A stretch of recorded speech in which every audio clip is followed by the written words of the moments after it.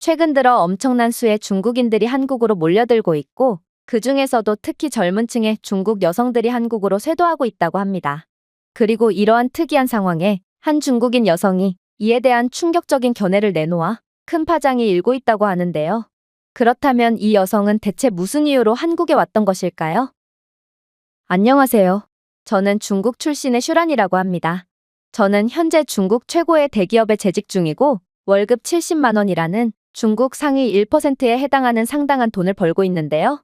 특히나 엘리트 코스를 밟아온 저는 회사의 미래라고까지 평가받으며 어린 나이임에도 불구하고 여러 중요한 프로젝트를 처리한 경험까지 있었기에 그야말로 저는 늘 승진도 따놓은 당상에 모두의 부러움을 한 몸에 받는 존재였습니다. 그러나 최근에는 이런 제게 큰 위기가 닥쳐오게 되었습니다. 그건 바로 중국의 경제가 나락으로 떨어졌고 그 여파는 저희 회사도 피할 수가 없었기 때문인데요. 아무리 중국에서 날고기는 저희 회사라지만 회사는 결국 대규모 구조조정을 피할 수 없었거든요. 많은 동료들은 앉은 자리에서 실직되었고 저희 회사는 사실상 중국 정부가 직접 관리하며 영향력을 끼치는 회사였기에 동료들은 일체의 퇴직금조차 받지 못한 채 그대로 해고되어야만 했습니다. 문제는 저 또한 해고와 다름없는 조치를 통보받게 되었다는 것입니다. 그건 바로 한국협력사로의 강제 파견이었습니다. 이건 정말 받아들이기 힘든 결정이었어요. 저는 그동안 회사에서 최고의 대우만을 받으며 회사의 미래라고 여겨지고 있었고 제가 월급 70만 원이라는 중국에서는 15년차 대기업 직장인의 월급을 받고 있는 것도 그만큼 제가 회사에서 매우 귀중한 자원이라는 뜻이거든요. 그런 제가 한국으로의 파견이라는 사실상 해고를 뜻하는 통보를 받게 되다니 이건 정말 믿을 수가 없는 상황이었던 거죠. 당연히 회사 동료들 사이에서는 난리가 났습니다.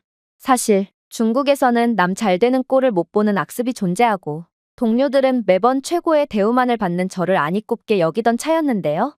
그래서 이들은 이때다 싶어 제게 수많은 조롱을 퍼붓기 시작하더군요. 슈란, 너도 이제 끝났어. 한국으로 파견을 가라니 이건 사실상 해고를 돌려서 통보한 것일 뿐이라고. 가난한 한국에서는 외국인들만을 전문적으로 노려 납치나 강도 등을 일삼는 조직까지 있다던데 너처럼 키도 작은 여자라면 한국에서 단 3초도 살아남지 못할 거야. 슈란, 다른 건 다 둘째치더라도 이번 파견은 협력사로의 파견이므로 월급도 한국 현지에 맞춰서 지급된다고 하던데 너는 턱없이 적은 한국 월급을 도저히 감당할 수가 없을 거야. 한국인들의 평균 월급은 4만 원으로 이건 중국의 평균 월급인 25만 원의 6분의 1도 안 되는 금액이거든. 한국은 너무 가난한 국가이기 때문에 중국에서의 한 달 생활비로 한국에서 1년은 거뜬하게 생활할 수 있다고 하던데 이것 하나만큼은 유일하게 좋은 점이겠네. 가난한 한국인들은 통고기를 먹지 못해서 피골이 상접해 있다던데 내가 중국에서 모은 돈의 일부를 가져간다면 멍청하고 가난한 한국 놈들을 애완견처럼 갖고 놀 수 있다는 점도 말이야. 사실 이들이 틀린 말을 하는 것도 아니었습니다. 한국인들의 못 먹고 가난한 모습들은 지금 당장 중국의 공영방송 뉴스 채널만 틀어봐도 영상으로 제공되고 있는 게 현실이거든요. 그러나 현실적으로 제겐 별다른 선택지가 없었습니다. 아무리 엘리트 코스를 밟은 저라지만 요즘 같은 불경기에 새로운 일자리를 구할 수 있을 리도 없었고 이번 파견을 단순한 간접 해고 통보라고 보기에는 뭔가 석연치 않은 점들이 존재하기도 했거든요. 도대체 누가 해고를 통보하면서 별도의 숙소를 제공하고 비행기표까지 제공하겠어요? 저는 이번 구조조정에는 분명 회사에 숨겨진 의도가 있을 거라고 생각했고 그렇게 용기를 내어 한국행 비행기에 몸을 실었습니다. 그리고 저는 한국의 인천공항에 도착하자마자 까무러칠 정도로 놀라고 말았죠. 왜냐하면 한국의 인천공항은 너무나도 깨끗하고도 웅장한 모습을 자랑하고 있었거든요. 분명 가난한 한국은 공항을 지을 자금조차 없어서 중국 정부의 지원을 받기 일쑤고 이러한 한국의 공항은 낡아빠져서 비가 오면 물이 셀 지경이라고 했지만 분명 한국의 공항은 중국의 그 어떠한 공항보다도 훨씬 더 웅장하고 잘 관리된 모습을 자랑하고 있더라고요. 하지만 한국 공항의 가장 놀라웠던 부분은 따로 있었습니다. 바로 한국 공항의 직원들은 제 중국어를 전부 다 알아듣고 그에 대한 완벽한 대응을 해주고 있었기 때문입니다. 저는 한국은 사실상 중국의 속국이고 역사적으로 봤을 때도 한국은 중국의 소수민족쯤이라고 봐도 무방하다는 교육을 받아왔는데요. 그래서 저는 당연히 중국의 소수민족인 한국인 공항 직원들은 중국어를 구사할 수 있을 거라고 생각했고 그렇게 중국어를 구사하며 이들에게 여러 질문을 건네봤습니다. 그리고 역시나 한국인 직원들은 제 중국어를 모조리 알아들었는데요. 그런데 이들은 제 중국어를 알아들었음에도 중국어가 아닌 영어로 대답해오는 거 아니겠어요?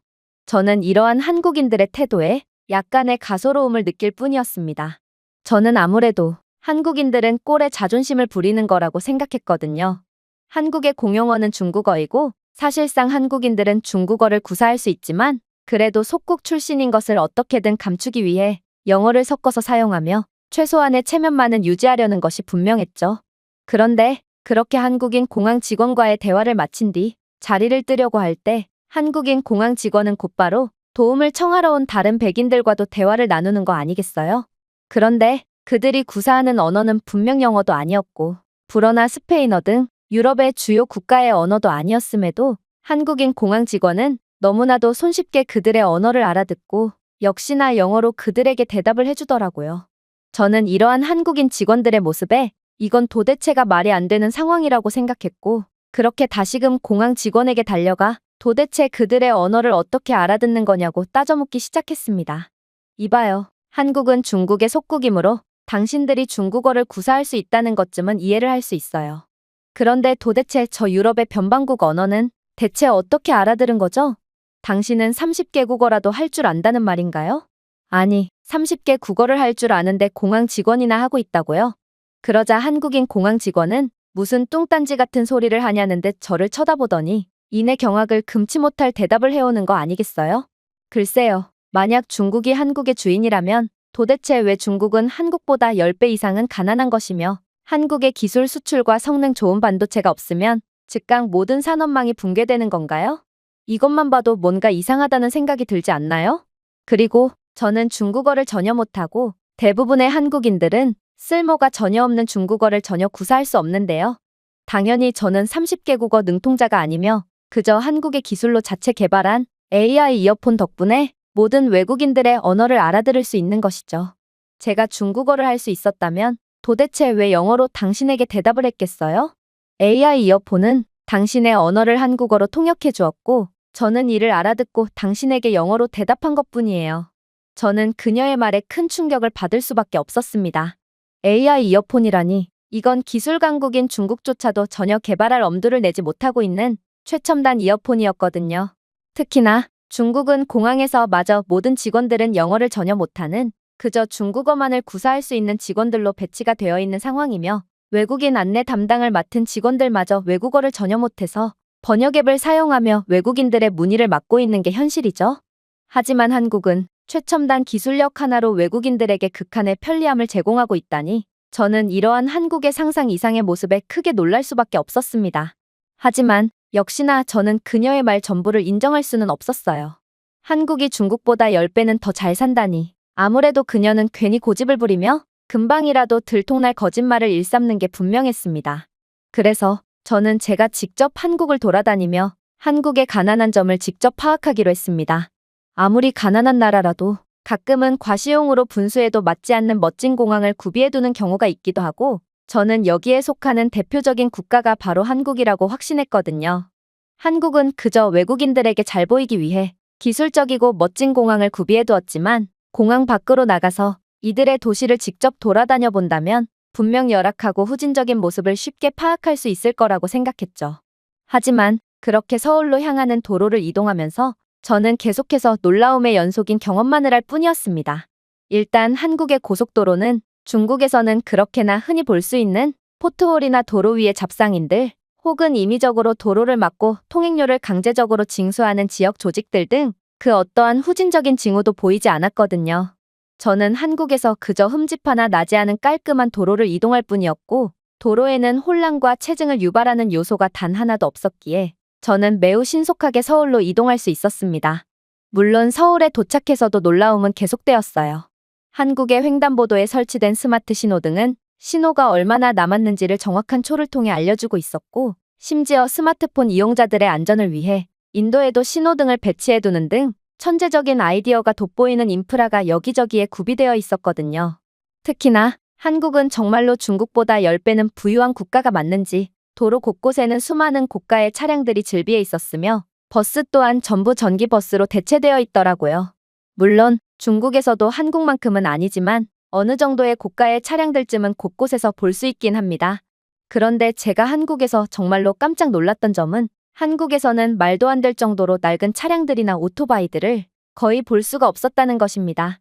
중국 도로에는 수십 년은 된 고물 차량들이 수도 없이 많고 가난 때문에 사람 3, 4명이 하나의 오토바이를 타고 가는 모습도 손쉽게 볼 수 있는데요. 물론 시내버스는 너무 낡아서 이젠 핸들조차 제대로 안 돌아가며 너무 오래된 탓에 기름이 줄줄 새고 있고 운행 중 한 번 이상은 반드시 퍼져서 승객들이 버스를 밀고 있는 모습을 상시적으로 확인할 수 있죠. 물론 이러한 문제 때문에 중국 도로는 엄청난 소음과 매연으로 가득 차 있는 상황입니다.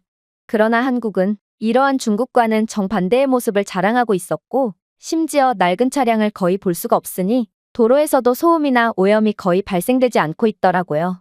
이건 한국의 빈부격차가 그만큼 안정적이라는 소리였고 그야말로 한국은 상향 평준화된 사회라는 것을 여실히 드러내고 있었기에 저는 도저히 놀란 마음을 진정시킬 수가 없었습니다. 결국 저는 이러한 한국의 모습은 전부 외국인들에게 잘 보이기 위해 꾸며낸 모습이고 그저 외국인들이 자주 갈 법한 곳들 위주로 선진적인 인프라를 갖추어 놓았을 뿐이라고 생각하며 애써 발걸음을 옮기게 되었습니다. 그렇게 저는 한국의 지하철에 탑승하게 되었죠.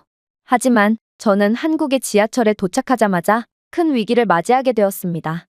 왜냐하면 지금은 한국의 출퇴근 시간인지 수많은 인파들이 지하철을 기다리고 있었거든요. 저는 순간 중국의 출퇴근 시간대의 지하철이 생각나서 정신이 아득해져 왔습니다.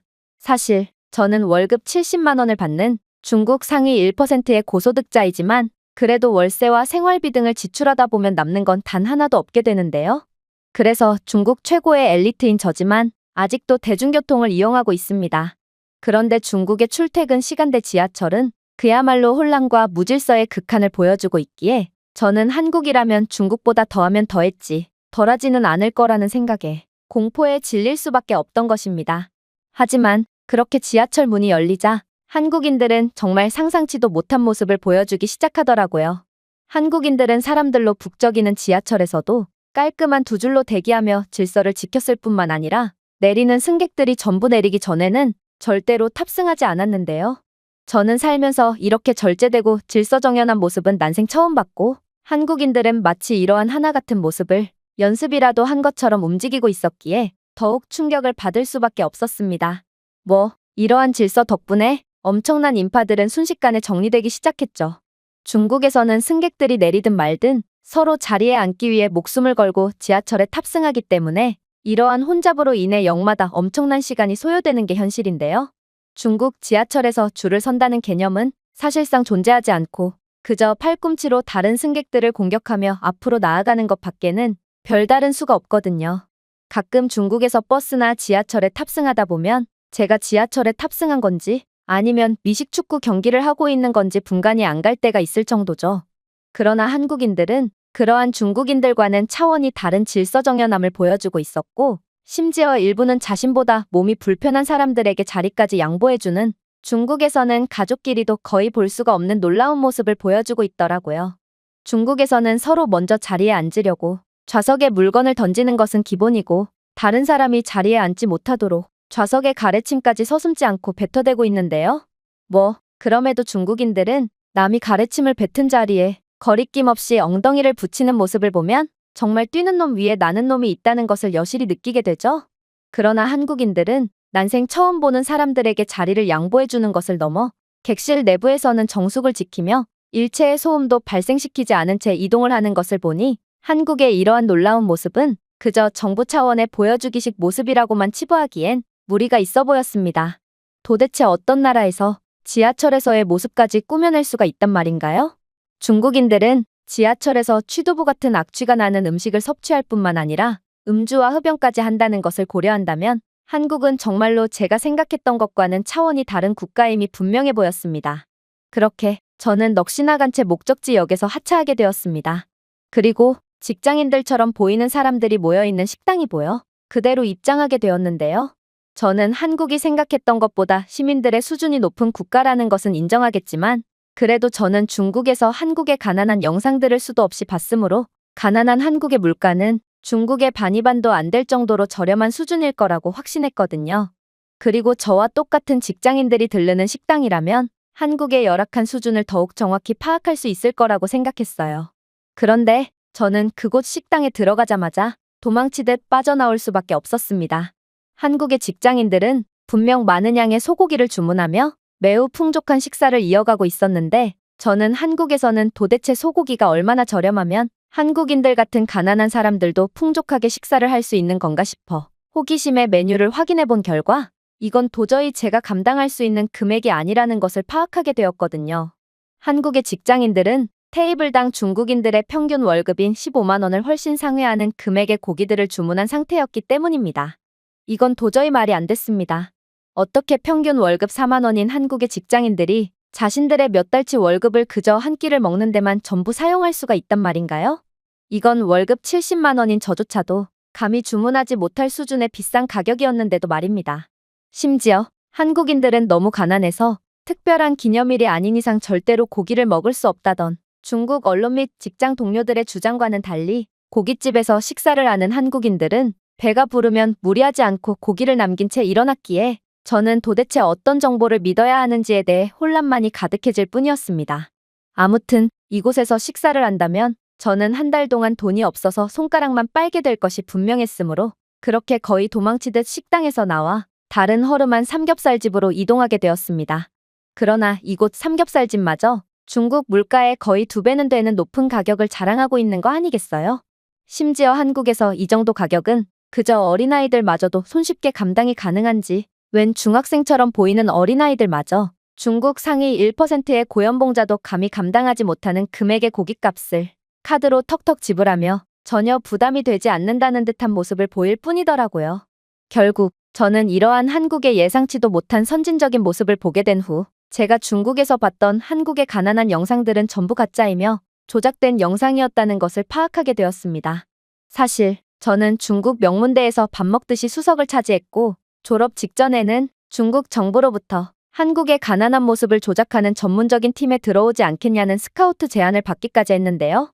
그러나 저는 조금 더 가치 있는 일을 하고 싶었기에 중국 인류의 대기업을 선택했던 거였습니다.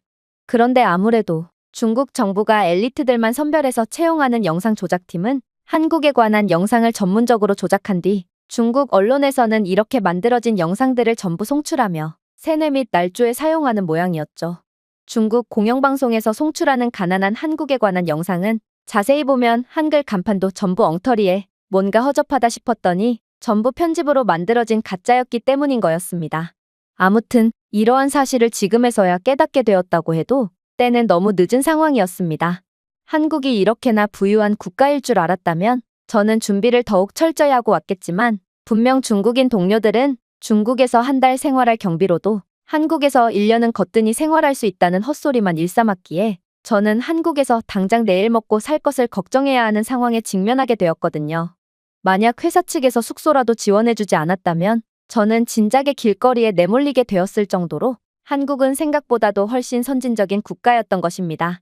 결국 저는 이번에도 어쩔 수 없이 삼겹살 식당에서 도망 나왔고 한국의 편의점에서 대충 한 끼라도 때우기로 했습니다. 물론 한국은 편의점 물가마저 중국의 꽤나 그럴듯한 레스토랑 물가와 비슷했기에 저는 1+1 행사 상품들을 위주로 고른 채 계산을 위해 줄을 서게 되었죠. 그런데 저는 이곳에서 줄을 서면서 충격적인 장면을 목격하게 되었습니다. 바로 줄이 줄지를 않길래 도대체 무슨 상황인가 싶었더니 알고 보니 한국인 편의점 직원이 잠시 화장실을 다녀오느라 계산을 하지 못하고 있었기 때문이었거든요. 놀라운 건 분명 가게를 지키는 사람이 없었음에도 한국인들은 아무도 물건을 훔쳐가지 않고 끝까지 시민의식을 지켰다는 것입니다. 특히나 제 앞에 줄을 서 있던 한국인 남성은 물건의 가격을 잘못 알았는지 계산을 마친 뒤 자신이 잘못 고른 물건을 제자리에 가져다 놓기까지 했는데요. 이건 중국이었다면 상상조차 할 수 없는 과장을 조금 보태자면 신문 기사로까지 대서특필될 만한 일이었기에 저는 제가 지금 무슨 장면을 본 건가 싶어 그 자리에서 얼어붙을 수밖에 없었습니다.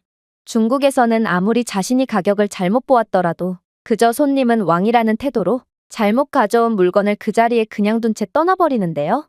또한 중국에서 편의점 직원이 자리를 비우기라도 한다면 그날은 전 국민이 몰려들어 편의점을 털어갈 거라고 확신합니다.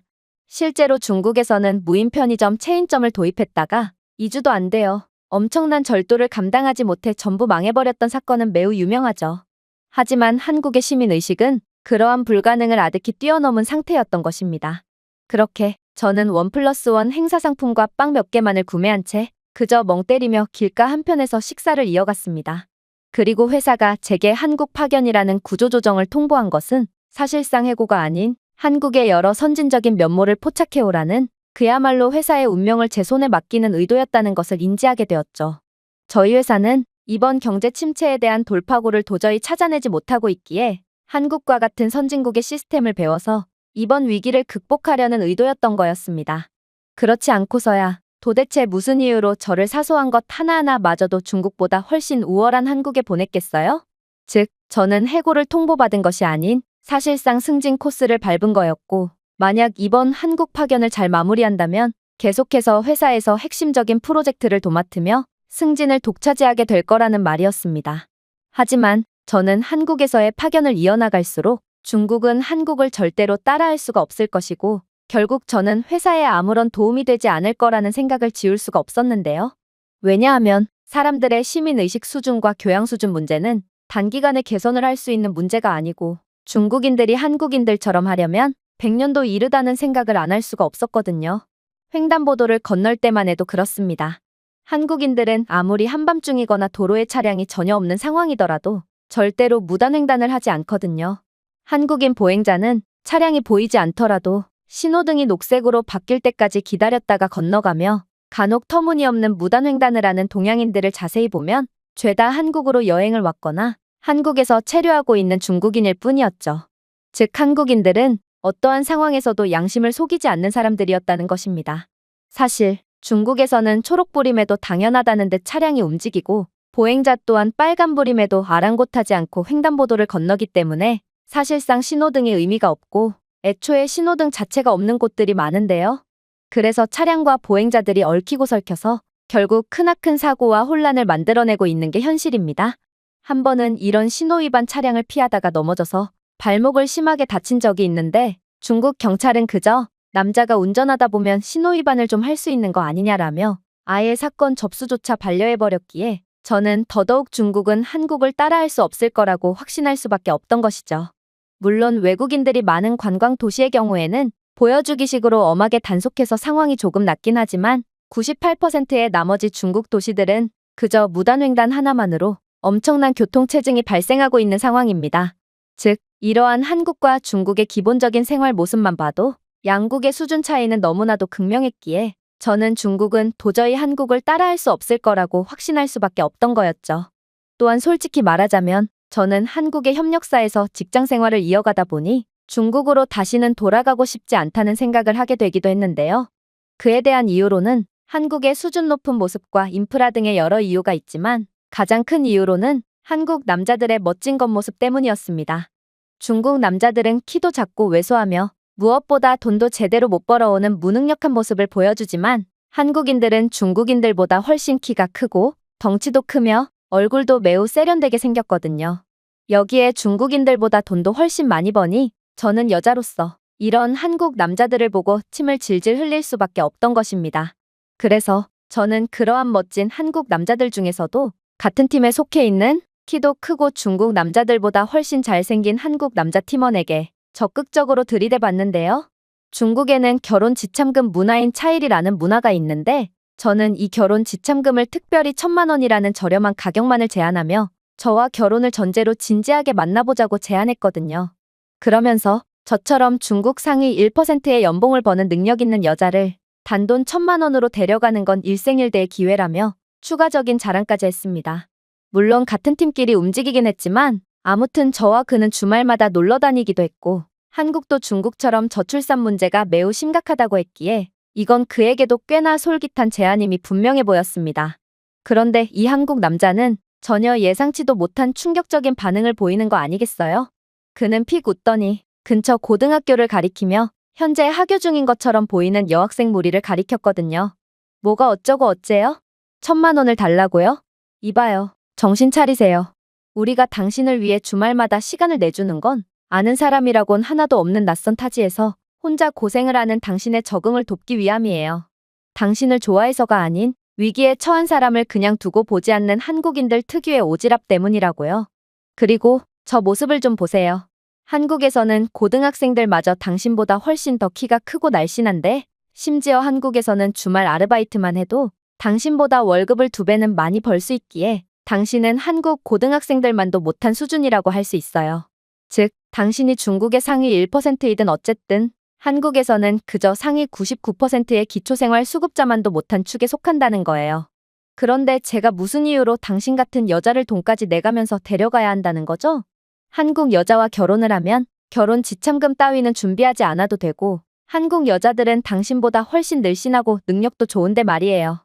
그리고 슈란 씨는 자꾸만 한국말을 못한다는 핑계를 대며 업무적인 부분에서 요리조리 빠져나가려는 얍삽한 모습을 보이고 있는데 한국인들은 바보가 아니라는 사실을 기억해뒀으면 좋겠네요. 자꾸만 수를 써대는 슈란 씨를 위해서 이제부터 다른 팀원들 모두 영어로 의사소통을 함으로써 더는 언어 핑계를 대지 못하도록 조치를 취했으니 말이에요. 그리고 자꾸 이러면 저희는 중국 협력사 측에 직원이 필요 없다는 의사를 밝힐 것이고 그렇게 된다면 슈란 씨는 그대로 중국으로 돌아가야 하겠죠. 저는 그의 말을 듣고 현실을 직시하기 시작했습니다. 저는 한국에 계속 있다 보니 제가 마치 한국 여자가 된 듯한 착각을 해버렸고 길거리를 거닐고 있는 키도 크고 늘씬한 한국 여자가 바로 제 모습이냥 망상을 해버렸던 것입니다. 그러나 거울 속의 제 모습을 보니 한국어는 단 한마디도 못하는 거무튀튀하고 짜리몽땅한 볼품없는 여자 한 명만이 덩그러니 놓여있을 뿐이었죠. 그마저도 회사에서 꾀를 부리다가 중국으로 강제로 다시 돌아가게 될 위기에 처해버린 저는 현재 엄청난 인생의 위기를 맞이한 상태입니다. 중국에서 벗어난 적이 없던 저는 당연히 중국이 세계 최고의 나라인 줄 알았지만 한국이라는 국가를 경험한 지금의 제가 중국으로 돌아가게 된다면 마치 21세기의 사람이 19세기로 돌아간 듯한 엄청난 문화 충격을 받고 도저히 중국 사회에 적응하지 못할 것 같은 공포의 감정이 들거든요. 차라리 한국에 오지 않았다면 이러한 혼란을 느끼지 않아도 됐을 텐데 저는 지금 한국인도 중국인도 뭣도 아닌 상태에서 엄청난 불안과 혼란을 느끼고 있는 중입니다. 제가 준비해온 내용은 여기까지입니다. 끝까지 시청해주셔서 진심으로 감사드리며 여러분들의 구독과 좋아요, 알림 설정은 영상 제작에 큰 힘이 됩니다. 이상 세모튜브였습니다. 여기 한국으로 귀화하여 한국 여권을 취득한 언니를 두게 되었다는 외국인이 있습니다. 그녀는 후진국 한국으로 귀화한 건 멍청한 짓이라며 자신의 언니를 조롱했다고 하는데요.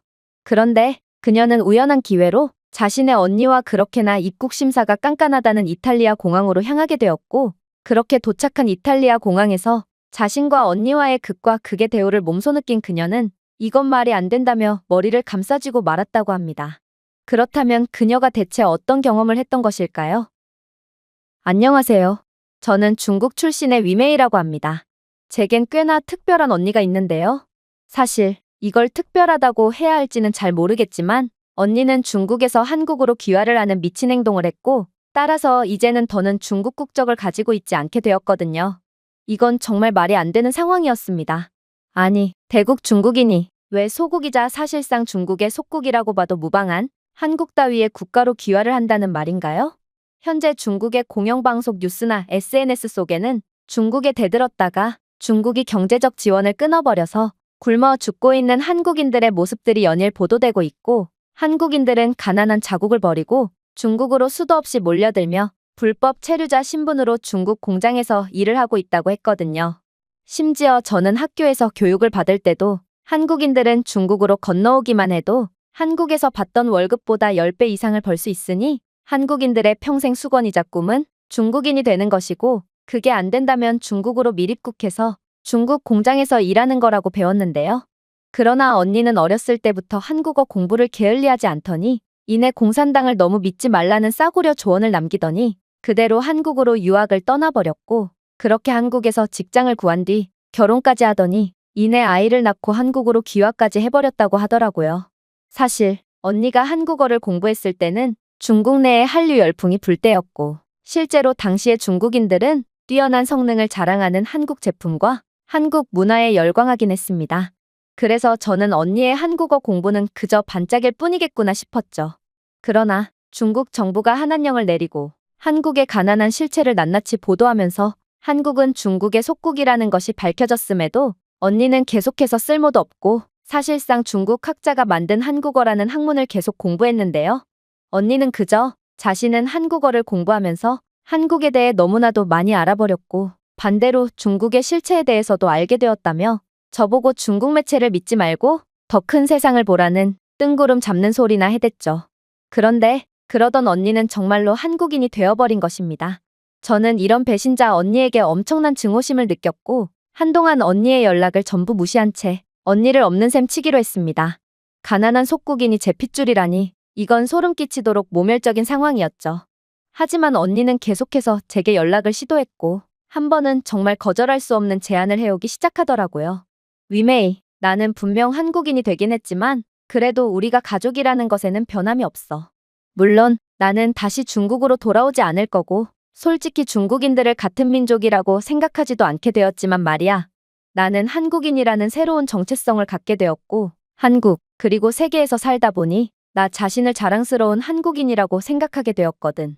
그리고 내가 이 좁아터진 중국이 아닌 더 넓은 세계로 나가본다면 한국이 얼마나 대단한 나라인지 그리고 네가 중국에서 얼마나 속아왔는지를 인지할 수 있을 거야. 그리고 나는 내 언니로서 내게 그 기회를 제공하고 싶어. 위메이, 내 꿈의 나라가 이탈리아라고 하지 않았어? 우리가 어렸을 때 너는 매일같이 언젠가는 이탈리아로 가서 낭만적인 여유를 즐겨보겠다고 거의 노래를 불렀잖아. 경비는 내가 전부 부담할 테니 함께 이탈리아로 가보자. 저는 순간적으로 언니가 한국에 가더니 미쳐서 돌아왔다고 생각하게 되었습니다. 중국 국적을 포기한 것도 제정신이 아닌 선택이라고 볼 수 있는데 언니가 2억 마일리 떨어져 있는 이탈리아의 비행기표 값을 감당하겠다니 이건 도대체가 믿을 수가 없는 상황이었죠. 저는 중국에서 평균 이상의 월급인 30만 원을 받고 있고 이 월급으로 월세와 생활비를 지출하면 남는 돈은 아예 0원인데요. 이러니 당연히 이탈리아의 어마어마한 물가와 비행기 값은 감당할 수가 없죠.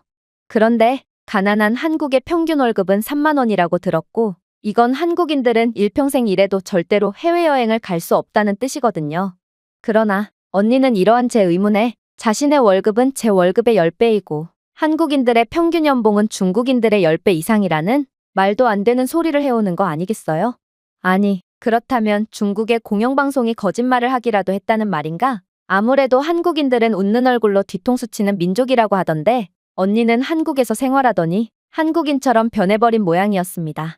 그러나 저는 결과적으로 언니와의 이탈리아행에 동의하게 되었어요. 저는 중국 뉴스에서 중국 여권은 세계적으로 매우 대우받는 여권이라고 들었고 한국 여권은 전 세계적으로도 완전히 멸시받으며 전 세계에서 한국의 인지도는 아예 없는 수준이라고까지 들었거든요. 반면에 중국의 영향력은 너무나도 막강한 나머지 외국을 다녀보면 세계인들은 중국인과 말 한번 섞어보기 위해 각종 공짜 음식을 상납할 뿐만 아니라 중국어를 배워서 중국인이 되고 싶어하는 외국인들은 어떻게든 귀 동량으로 들은 중국어로 말을 걸며 그야말로 중국인들을 완전히 존경하고 있다고 했죠. 심지어 해외에서는 중국 여권을 가진 중국인들에게만 호텔 무료 숙박 혜택을 주기도 한다고 했기에 만약 중국인인 제가 한국인이 된 언니와 함께 해외로 나간다면 국격의 차이가 무엇인지를 똑똑히 보여줄 수 있을 거라고 확신했죠. 그렇게 제 사심도 채울 겸 언니에게 한국과 중국의 수준 차이도 보여줄 겸 저는 이탈리아로 가기로 한 것입니다. 그리고 그렇게 비행기에 탑승하자마자 코를 골며 골아떨어진 언니를 보며 저는 그래, 지금 자더라. 이탈리아에 도착한 뒤 한국인에게 향하는 각종 멸시의 시선을 받다 보면 금방 피곤해질 테니 말이야 라고 생각하며 픽 웃을 뿐이었어요. 그렇게 저희는 이탈리아 공항에 도착하게 됩니다. 솔직히 말하자면 저는 조금 긴장이 되기도 했습니다. 왜냐하면 프랑스, 이탈리아 등의 유럽 국가들은 콧대가 워낙 높다 보니 별의별 꼬투리를 잡으면서까지 관광객에게 망신을 주거나 입국 거부를 해버린다고 했거든요. 그런데 후진국 한국 여권을 가진 언니는 무슨 자신감인지 그렇게 긴장감이 전혀 없이 여권만 달랑 꺼내놓은 채 패스트 트랙으로 향하는 거 아니겠어요? 제가 알기로 중국 여권으로 유럽 국가들에 가려면 거의 백과사전 두께의 비자 서류가 필요하고 패스트 트랙은 미국 및 서유럽 등 인류의 선진국 출신들만 이용할 수 있는 걸로 알고 있었는데요. 당연히 소국 한국 여권은 중국 여권보다 낮은 파워를 갖고 있을 게 분명하고 저는 언니가 드디어 미쳤구나 싶어 언니를 말리려고 했습니다. 그러나 언니가 이대로 개망신을 당하는 것을 지켜보는 것도 나쁘지는 않겠다 싶어 그대로 언니의 행동을 지켜보기로 했죠. 그런데 언니는 정말로 별도의 비자 서류도 없이 그저 한국 여권을 내보이는 것만으로도 3초 만에 입국 과정을 통과해버리는 거 아니겠어요? 그것도 그렇게나 여행객을 잡아먹을 것처럼 무서운 표정을 짓고 있던 이탈리아 입국 심사관은 분명 일전에 미국 국적 여행객에게는 호통까지 치며 불친절한 대우를 이어갔지만 오직 한국인인 언니에게만큼은 세상 친절한 미소를 지어가며 그야말로 언니를 귀빈 대접해 주더라고요.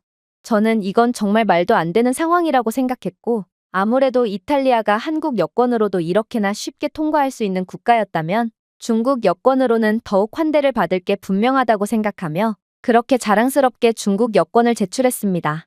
그런데 이탈리아 공항 직원은 그런 제게 충격적인 반응을 보이는 거 아니겠어요?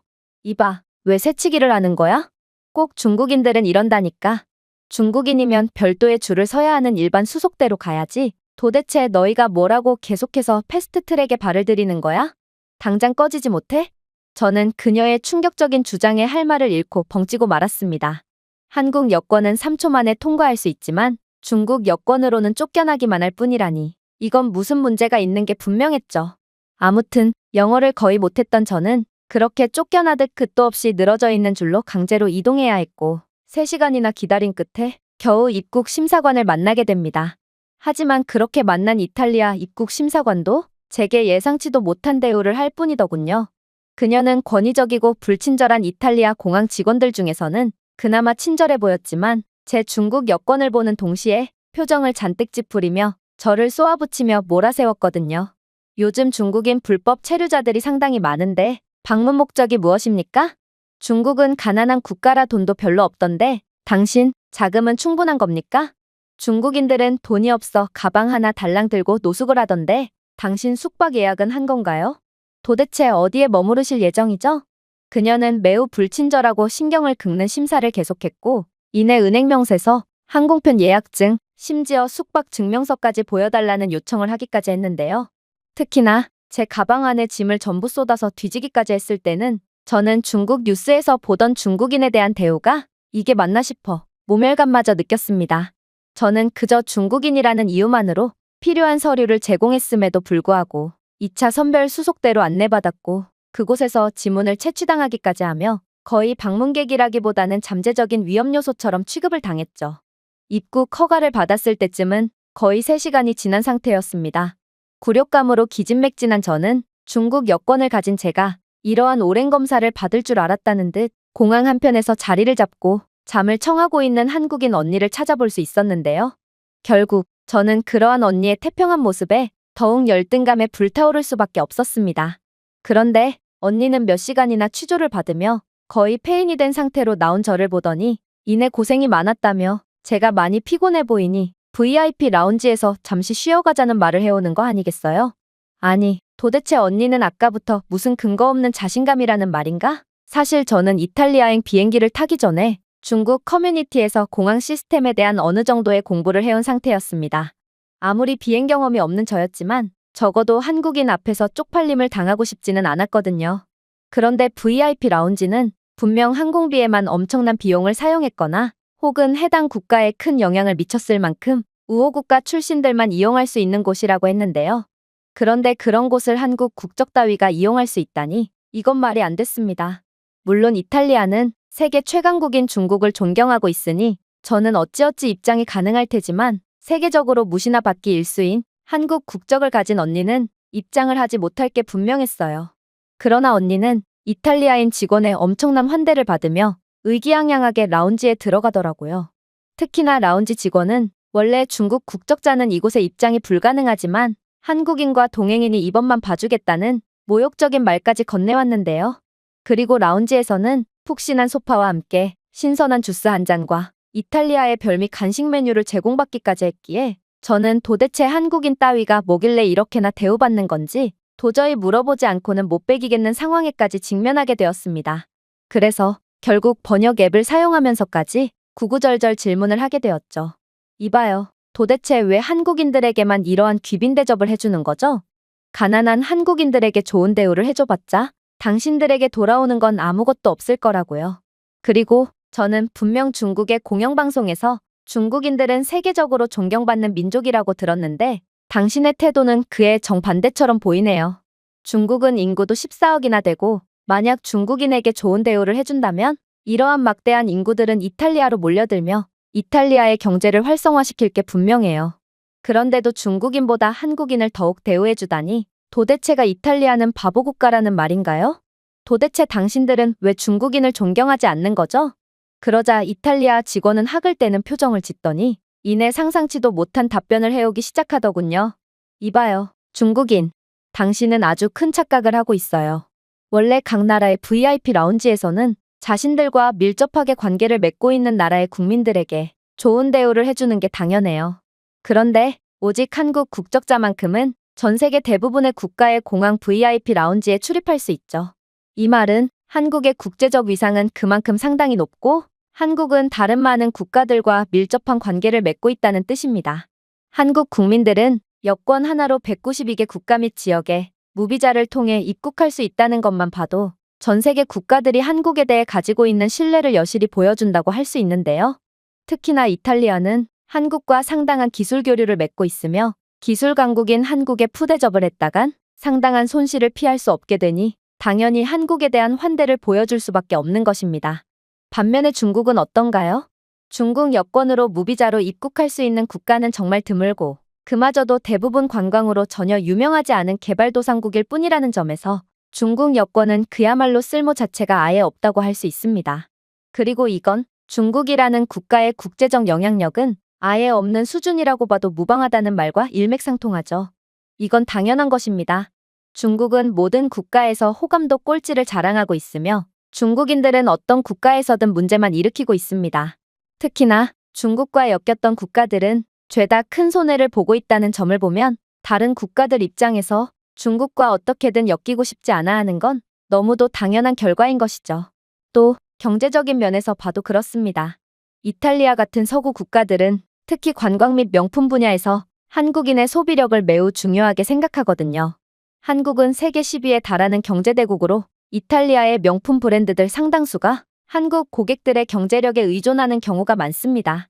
심지어 한국과 인접한 동남아 개발도상국들의 경우 한국인 관광객의 소비력 덕분에 나라 자체가 굴러가고 있는 경우도 있다고 하는데요. 그야말로 일부 국가들은 한국과 지리적으로 가깝다는 이유만으로 엄청난 경제적 혜택을 입고 있는 것이죠. 이탈리아는 이런 한국 시민을 잘못 대우했다간 즉각적인 외교적 개입이 발생할 수 있다는 것을 알고 있으며 이를 피하고 싶기에 한국인에게만 VIP 대접을 해주는 것입니다. 그런데 당신, 중국인을 잘 대우해주면 중국인들이 이탈리아에서 많은 소비를 할 수 있을 거라고 했나요? 14억의 중국인보다 5천만의 한국인들이 더욱 부유한데 일개 중국인 한 명이 도대체 무슨 소용이 있다고 그런 말을 하나요? 오히려 중국인들은 이탈리아에서 각종 민폐짓, 범죄, 불법 체류 등 문제만 일으키며 이들은 돈이 없어서 이탈리아까지 왔음에도 숙박시설도 예약하지 않은 채 노숙을 하며 여행을 이어가고 있는데요. 중국인들은 끼니도 전부 중국에서 가져온 빵 몇 조각에 의존하기 때문에 중국인들은 이탈리아 관광산업에 해만 끼치는 암적인 존재입니다. 즉, 중국인을 잘 대우해서 중국인 관광객들이 더욱 많아진다면 이탈리아 입장에서는 손해를 넘어 재앙이 닥친 수준이란 말입니다. 저는 그녀의 대답에 할 말을 잃고 벙찌고 말았습니다. 제 공항에서의 경험들은 제가 그동안 중국 정부에 의해 완전히 속고 있었구나를 여실히 느끼게 했고 한국과 중국은 국격 자체가 다르다는 것을 여실히 느끼게 해줬거든요. 아무래도 한국인이 된 언니가 제발 중국 정부를 믿지 말고 세계로 나오라고 말한 것도 전부 이러한 부분 때문인 것 같았죠. 그러나 저는 제 중국에서의 삶이 완전히 부정되는 이러한 상황에 도저히 현실을 받아들일 수가 없었습니다. 분명 공항의 멍청이들만 이러한 헛짓거리를 하는 것이며 공항 밖을 나온다면 중국인을 향한 더욱 친절한 환대가 기다리고 있을 게 분명했거든요. 그래서 저는 배낭에 중국 국기 키링까지 걸며 제가 자랑스러운 중국인임을 이탈리아 전역에 알리기로 했습니다. 그런데 그렇게 이탈리아 국립박물관에 도착하자마자 저는 엄청난 시련을 맞이하게 되었습니다. 사실 저는 역사적 유물로 유명한 이탈리아 소재의 박물관에 가보는 것을 꿈으로 생각하고 있었을 만큼 이건 제게 있어 엄청나게 기대되는 일정이었는데요. 그런데 제가 유물을 더욱 가까이서 보기 위해 몸을 가까이 기울이자 제 갑작스러운 움직임을 감지한 유리의 경보 시스템이 동작하며 요란한 사이렌 소리를 울리기 시작하는 거 아니겠어요? 그러자 곧 박물관 보안 요원들이 제게 달려오더니 제 팔을 잡아채며 강압적인 태도를 보이기 시작하더라고요. 그들은 번역앱을 들이밀며 제가 유물을 훔치려 했다고 주장하며 저를 별도의 보안실로 끌고 가려고 했거든요. 이건 정말 충격적인 상황이었습니다. 일단 저는 분명 결백하기도 했고 십수년간이나 선망해왔던 박물관에 드디어 방문했는데 제 감동을 느끼기도 전에 도둑 취급을 받는다는 게 너무나도 수치스럽고 속상했거든요. 특히나 그나마 영어를 유창하게 구사하는 언니는 잠시 화장실에 간 상황이었기에 저는 만약 말도 제대로 안 통하는 이탈리아 박물관에서 보안실까지 끌려가게 된다면 그 즉시 억울한 누명을 받고 그대로 쫓겨날 수도 있겠다는 생각에 그대로 언니가 올 때까지 기다려달라며 억지로 버텼는데요. 그러나 제 중국 국기 키링을 본 다른 관광객들은 제가 분명 유물을 훔치려 하지 않았다는 것을 직접 봤음에도 제가 도둑이 맞다고 주장하며 손가락질을 할 뿐이었어요. 중국인이 다 그렇지. 나는 그녀가 유물을 훔치려고 하는 것을 정면에서 봤어요. 빨리 그녀를 잡아가세요. 다들 저 여자의 배낭에 달린 중국 국기 키링을 좀 보세요. 그녀는 중국인이므로 범죄자일 확률이 매우 높습니다. 실제로 이탈리아 내의 외국인 범죄율 통계를 본다면 중국인들이 압도적인 비율을 차지하고 있거든요. 일단 중국인이라면 의심부터 하고 보는 게 맞다는 게 객관적 통계를 통해 도출된 결론이라고요. 그렇게 저는 박물관 내의 모든 사람들에게 손가락질 받으며 속절없이 보안실로 끌려가는 듯했습니다. 하지만 그때 언니가 화장실에서 나와 달려오더군요. 그리고 이내 상황 파악을 하는 듯 싶더니 자신의 한국 여권을 들이밀며 충격적인 주장을 하기 시작했죠. 잠시만요. 그녀는 제 동생으로 저는 한국인이지만 그녀는 중국인입니다. 물론 중국인에 대한 여러분의 의심은 합리적이라고 할 수 있어요. 중국인이 외국에서 범죄를 자주 일으키는 건 통계로 증명된 사실이거든요. 그러나 동생을 범죄자 취급하려면 적어도 CCTV는 확인한 후에 실제적 증거를 확보한 후에 하는 게 어떨까요? 중국인들과는 달리 한국인들은 해외에서 절대로 문제를 일으키지 않기로 유명한 사람들인 것은 교양 수준이 높은 여러분들도 다 아실 거라고 생각하고 저는 그런 한국인으로서 여러분들께 엄숙하게 제안을 드리겠습니다. 놀랍게도 한국인 언니가 나서자 그렇게나 제가 소리를 지르며 저항을 할 때도 저를 끝까지 몰아붙였던 사람들은 그제야 이성을 되찾으며 한국인의 말이라면 한번 들어봄직하다는 충격적인 반응을 보이기 시작했는데요. 심지어 이들 중 몇몇은 분명 자신이 제가 유물을 훔치려고 하는 것을 봤다며 맹렬히 주장을 할 때는 언제고 자신들은 한국인 친구들이 있거나 한국인 손님을 고객으로 맞이한 적이 있는데 한국인들은 분명 중국인들과는 달리 매너가 좋고 신뢰감을 주는 사람들이었다며 이런 사람들과 함께 다니는 사람이 물건을 훔쳤을 리는 없다는 말을 건네기까지 하더라고요. 저는 이들의 태세 전환에 골이 아파졌고 그렇게 한국인 언니가 나서자 경비원들은 CCTV실로 이동했습니다. 그러고는 유리의 경보장치가 그저 반사로 인해 오작동했다는 것을 확인한 이후에 그들은 사과를 건네기 시작했죠. 정말 죄송합니다.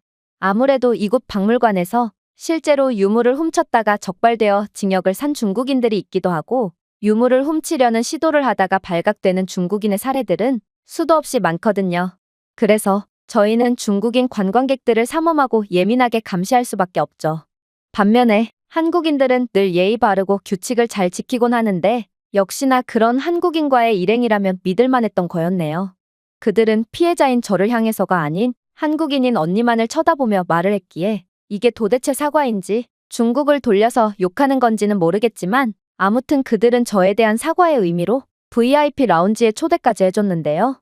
이들은 저희에게 음료수를 제공했을 뿐만 아니라 박물관에서 보관하고 있는 유물 중 하나의 복제품을 기념품으로 건네며 재차 사과를 했죠.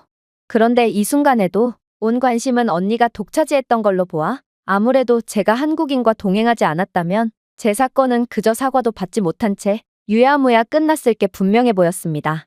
한국 여권은 분명 부인할 수 없는 권력과 특권을 가지고 있는 모양이었고 이건 그저 단순한 종이 조각이 아닌 위험 상황에서도 구출될 수 있는 신뢰와 존중의 방패였던 것이죠. 그 외에도 저는 이탈리아 시내를 걸어다니며 수많은 이탈리아 현지인들의 비난과 조롱을 받을 뿐이었는데요. 그들은 제 중국 국기 키링을 보자마자 제 얼굴에 침을 뱉기도 했고 저는 분명 키가 작고 왜소한 여자였음에도 웬 덩치 큰 남성은 제 어깨를 강하게 치고 가며 중국에서 발생한 전염병 때문에 자신의 아버지를 잃었다며 중국인은 이 세상에서 없어져야 할 존재라며 제게 폭행까지 가하려고 하더라고요. 결국 언니가 그를 잘 타이른 끝에 저는 겨우 목숨을 부지할 수 있었지만 저는 이러한 상황을 도대체가 이해를 할 수가 없기도 했습니다. 도대체 중국에서 발생한 전염병이 뭐라는 말인가? 이건 중국에 있을 때 전혀 들어본 적이 없는데요. 저는 한국과 미국에서 바이러스가 발생했고 이 때문에 수많은 사람들이 고통받아야 했다는 것은 알지만 중국에서 발생한 질병에 대해서는 전혀 아는 바가 없거든요. 그러나 그런 제게 언니는 이제야 중국의 세뇌 정책의 위험성을 알았냐며 전 세계를 고통에 빠지게 한 건 한국이 아니라 중국이었다는 충격적인 이야기를 건네주었는데요. 저는 언니의 말을 듣고 그저 얼이 빠진 채 머리를 감싸줄 뿐이었고 저는 그동안 중국 정부에 완전히 속아왔다는 것을 그제야 인지하게 되었습니다. 이 밖에도 저는 카페에서 입장 거부를 당한다거나 레스토랑을 입장했는데 1시간째 저에 대한 응대를 해주지 않는다거나 하는 극악의 불친절을 겪어야 했는데요. 그리고 제가 이러한 중국인에 대한 멸시와 푸대접의 학을 떼며 중국 국기 키링을 그대로 떼버리자 이러한 푸대접은 거짓말같이 전부 사라져 버리더라고요. 하지만 한국 국적자인 언니는 가끔 휴대폰 액정 속의 한국어나 업무 때문에 한국어를 사용하며 통화를 할 때면 한국인이 자신의 식당에 온 것을 안 식당 주인들은 하나같이 언니에게 극진한 대접을 해줬는데요. 그들은 언니에게 웰컴 드링크를 제공한다든지 무료 빵을 제공한다든지 하는 호의를 베풀어줬고 심지어 몇몇 손님들은 옆에 있던 저까지 한국인인 줄 알았는지 함께 사진을 찍자며 접근하는 경우도 있었습니다. 제가 실험을 위해 몰래 언니의 배낭에 중국 국기 키링을 달아보자 언니는 제가 당했던 것처럼 똑같은 멸시를 받았던 걸로 보니 이 모든 원흉은 중국 국기가 맞아 보였습니다. 하지만 언니는 자신이 이런 취급을 받는다는 것에 대해 아예 이해조차 못하는 반응을 보였고 그렇게 제가 몰래 매달았던 중국 국기 키링을 발견한 뒤 그대로 강물에 던져버리더라고요. 그러고는 제발 다른 중국인처럼 이기적으로 행동하지 말라며 제가 이러니까 중국인이 늘 대우도 못 받고 무시를 당하는 거라는 일침까지 가하더군요.